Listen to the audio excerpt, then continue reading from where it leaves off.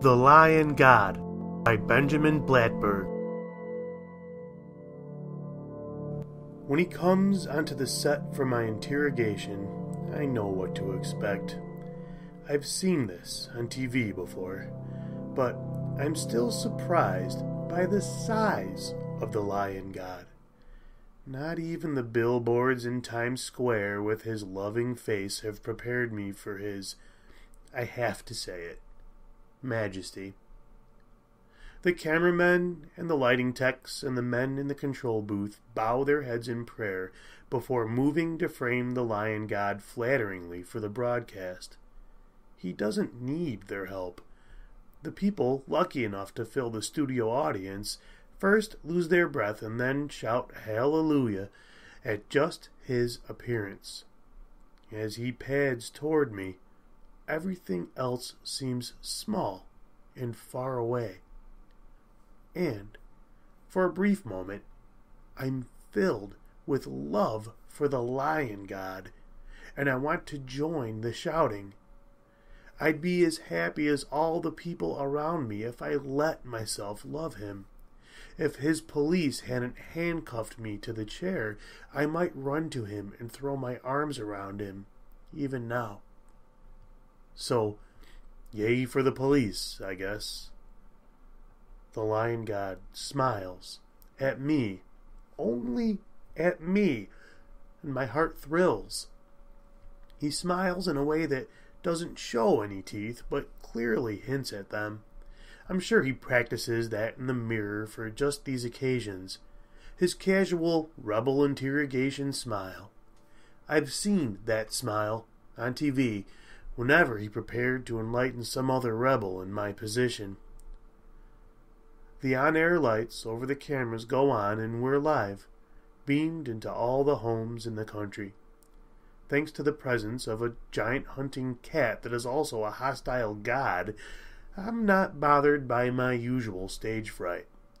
To those at home, we must look like a very mismatched pair. The terrifying and awesome Lion God, and me, one of those recalcitrant, lipstick-wearing rebel girls that they'd been warned against. In my 30s, I try not to take being called a girl personally. You have to pick your battles, especially when you're handcuffed to a chair.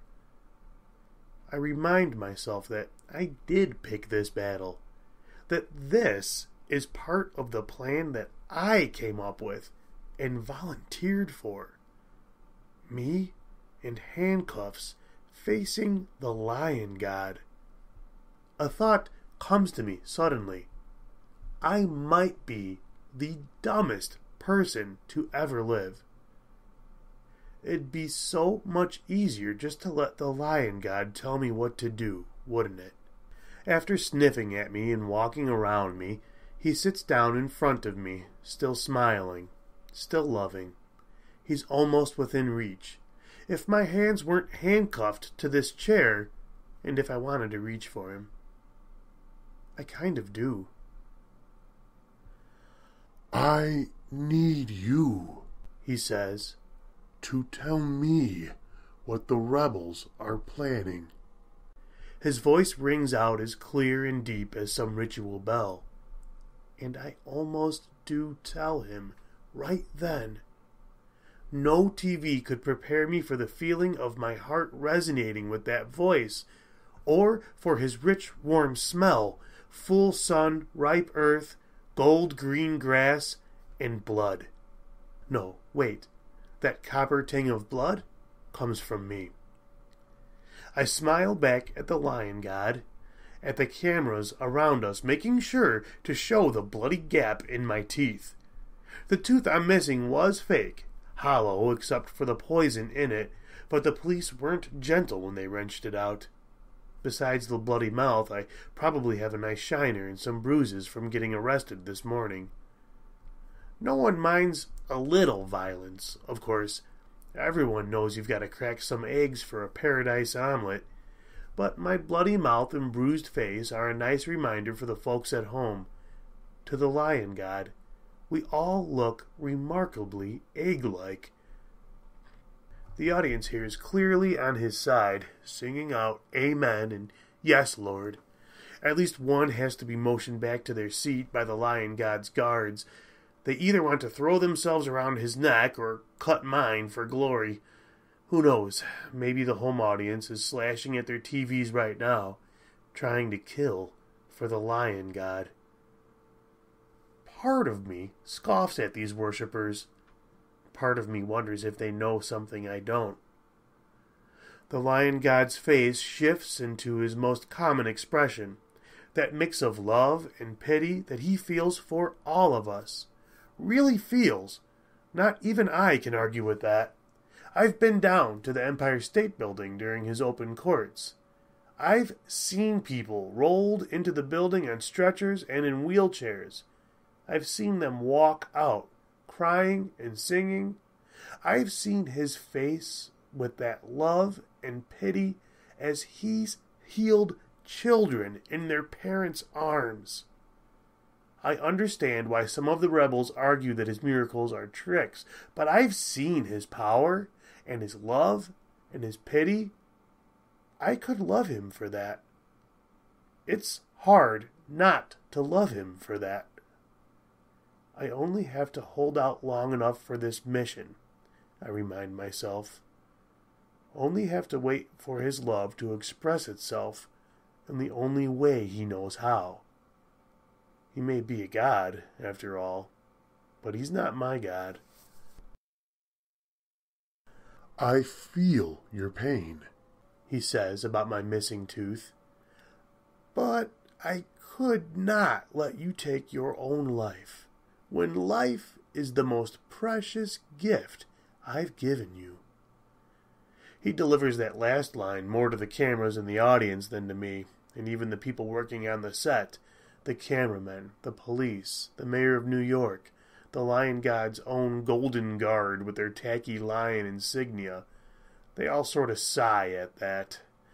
I try not to roll my eyes or get into an argument about the ethics of gift-giving, or even get into an argument about the bare facts of the case, about the strangeness of him showing up and taking control only a few years ago.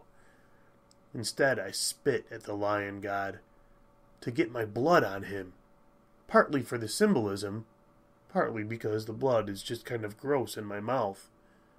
And mostly, I just drool pink-red on myself, on my best pair of blue jeans.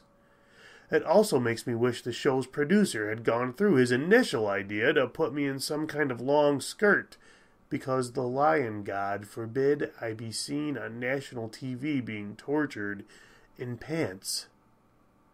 The lion god shakes his head, sadly. Then there's only love in his eyes, and he leans over me. Everything goes gold as his mane falls over both of us, and I hold my breath. If he breathes directly in my face, I will love him completely, and I won't be able to hold anything back from him. He will own me completely. But instead of breathing on me full in the face, he licks me with his sandpapery tongue. The heat of him hits me like a blast from an open oven. After this one pass, his wide tongue covering half my face easily, he leans back and smiles, and I smile too. At first, I can't help myself. My face feels cool and tingles pleasantly. Any ache I felt on that side of my face is gone, and my mouth is no longer bleeding. I'm here for your sake, says the lion god. I'm here to help you. A little less pain-addled, I remember all the other interrogations I've watched. Remember what I know from watching him in action. He won't breathe in my face yet, for the same reason that he always interrogates rebels himself. He wants to be here when we give in. And only when we're worn down with his love will he make us love him with his breath. It's the personal touch, plus claws. I force the smile off my face. I keep my newly healed mouth shut. He reaches out with one giant paw and pushes my shoulder, playfully, just a slight tap. It feels like a solid right hook from sparring with Tom back when I boxed at the gym before the Lion God banned women from boxing. One of the many things I've lost over the past few years. The chair, bolted to the floor, strains back a few inches, and I can imagine the colorful bruise I'm going to develop from that, if I live long enough. Come now, child. I love you. What are the rebels' plans? He stands up and walks the half-step toward me, shaking his mane in that mix of godly and childish excitement. His whiskers tickle my left cheek. I look down, away from his black eyes like rare gems or deep caves. I can feel his breath on my left shoulder, and even through the shirt my skin feels hot and flushed with love, with devotion, with obedience to him. I jerk to the right instinctively to get away from his breath. He laughs, a sound, half cat purr, half oncoming train throb. The audience laughs with him. So that's what jubilation sounds like. It's kind of terrifying when you're on the wrong end of it. This only has one end, rebel, so why resist me? He asks. It's a goddamn reasonable question, but no one would be more disappointed than the Lion God if I gave in now. I've seen this show before, seen the joy he takes in righteousness. He's especially loving and full of pity when he's causing the pain. I can't turn my head to see it, but I know the dunking tank waits right behind me. What a waste of water it would be if no one got dunked and held under and came up sputtering and crying. For a moment, I doubt the intelligence behind our plan. And by that, I mean I'm totally sure that our rebellion consists solely of incompetence and morons. A toe-to-top, bone-deep certainty that soon I'll be post-lion breath, Stepford wifing it, singing hosannas as I'm led to my very public apology and execution. Or, thinking optimistically, I might not have a tongue and we could skip straight to the beheading. I've seen these executions before, several times on TV, once in person. It seems a peculiar sort of love the Lion God has for us, a love wide enough to make room for suffering and death. I love you so much, he says. He puts his paw back on my shoulder, and his touch sends a thrill through me. Even with my memories of those executions, knowing how this'll turn out for me, I feel myself loving the Lion God. If he breathes on me, I'll be lost for good. Instead, he extends one claw neatly into the meat of my shoulder. I almost laugh with relief of still having my own thoughts, until the pain hits me. He shakes his head sadly. You'll understand soon why this is necessary. He drags a single razor claw down my arm. I scream. His claw is so sharp that it shears through the metal handcuff with a sweet metallic tinkle, so pure I can hear it through my scream. Did he hear that sound? Does he know my arm is free? I try to clear my head, think of what I could do with my gashed left arm, but all I can think of is fuck, fuck, fuck. I do this for you, he says, sitting back and licking his claw clean. For a moment, I think he makes a face, like he's tasting something weird in my blood, but then he continues to clean himself, accidentally smearing blood on his chin. Getting my blood on him doesn't bother him, so to hell with symbolism, I guess. I feel my head start to fall, like I might be blacking out, but also like it's happening to someone else. The Lion God nuzzles for a moment at my arm, then licks, knitting the flesh back up with his warm tongue. I'm wide awake again, the blackness of blacking out falling away from me like I'm coming out of a pool. Despite his healing tongue, a wave of pain still echoes through me. In the end, you'll know I'm right, he says. So why not give me your secrets now? When I don't say anything, the Lion God sighs, which is, all things considered, one of the odder things I've seen today. He slashes at my legs with his claws, not cutting too deep, almost lazily, then wipes my blood off on my shredded jeans. Weirdly, I almost consider that to be the height of his dickishness. He doesn't mean to be a dick, but effortlessly accomplishes it all the same. It's also a great disappointment to me, since I felt his claw go through a sack of poison I had just under the skin of my calf. The poison's not deadly to people. I was assured of that by the morons who developed the poison. But it might have worked on the lion god if he ingested it. It was supposed to leak into my veins and poison him that way, but I wouldn't mind having less poison in my blood. Is there some way to get him to bite my leg? Or maybe I make a pained face and let my head droop, hoping he'll lick my leg, healing me and poisoning himself. Instead, he places his paw on my chest and knocks me over, chair and all, tearing the bolts from the floor. Everything goes white for a second as I hit my head on the concrete floor, and then it stays white because of the bright ceiling lights. Then it turns gold as the lion god looms over me, the light haloing his mane. If he had fingers and a smartphone, all his selfies would look like this. This close to him, I find it hard not to love him, no matter how many sarcastic comments I make. He presses his paw on my chest.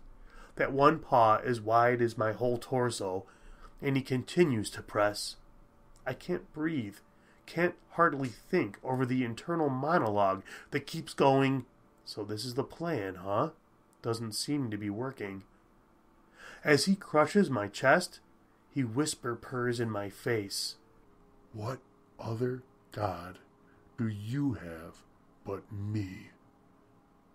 I am sure, for a lion god, this passes as great restraint on his part. I have a snappy comeback for that question, something about no gods, just us, but I've got no air in my lungs to get it out. I can feel something in my chest compressed to the point of breaking, and then breaking. A rib? There's a slight smell of licorice, under all the other smells. His Savannah cologne, my blood, the interrogation set's bleach-washed concrete floor. Still, I feel a burst of love this close. I am dying, and only he can save me. With my free left hand, now horribly scarred, I reach up and jab at his eyes. He neatly bites off the first few inches of my pinky to my middle finger, the bitten-off portion disappearing like a magic trick. I try to distract myself with a joke, something concert pianist career, but being asphyxiated is a real buzzkill. He let go of my chest for a moment, just so he can pin my arm and lick my fingers to stop the bleeding. My chest burns when I breathe in. Not just because this is my first full breath, but because the sacs of poison in my lungs have fully split, turning my breath sweet and hot. The licorice smell comes on strong in my mouth and nose as I gasp for air. Can he smell that poison I'm breathing out? In that moment, I know that Licorice Death will be the name of my next band. I try to hold my breath to wait until he's facing me again, but I'm coughing, trying to get enough oxygen to stop the world from going away. With the world coming back into focus, I realize that I'm hearing a hymn being sung by the audience. Even the cameramen are adding their voices. After my fingers, he licks my arm, then nuzzles at my neck, his mane covering both of us from the cameras and the audience. A private moment between the two of us. So when he turns my head to face him, when I'm coughing and sputtering and probably drooling, a large part of me wants to give in, to sink into the love like a warm bath. His paw on the side of my face keeps me still, his claws only slightly digging in.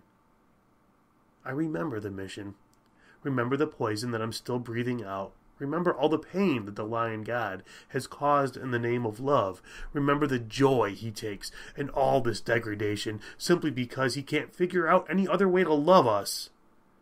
I may die, but I will kill him. He breathes fully in my face, and all of that goes away. In that moment, I feel connected to him and to all the people who love him as I do. I feel lifted up, lighter in my heart, cared for, protected, cherished. To kill for him would be a pleasure, and to die for him would be the outer bounds of joy. Everything he does out of love, and all he asks for in return is our love back. His infinite love for our frail, inadequate love. This world is golden and good, and no price is too great to live in it with the lion god. I can't stop myself, can't remember any reason that I'd want to stop myself from reaching up to his head. I wrap my free left arm around his giant, majestic head, and I hug and feel a jolt of happiness from his silky fur. From what sounds like far away, I hear clapping and praying and joyful singing as the other people in the room welcome me into communion. I will tell him everything I know and gladly go to my execution. But for the moment, I am warm in the embrace of the lion god and his people where I belong.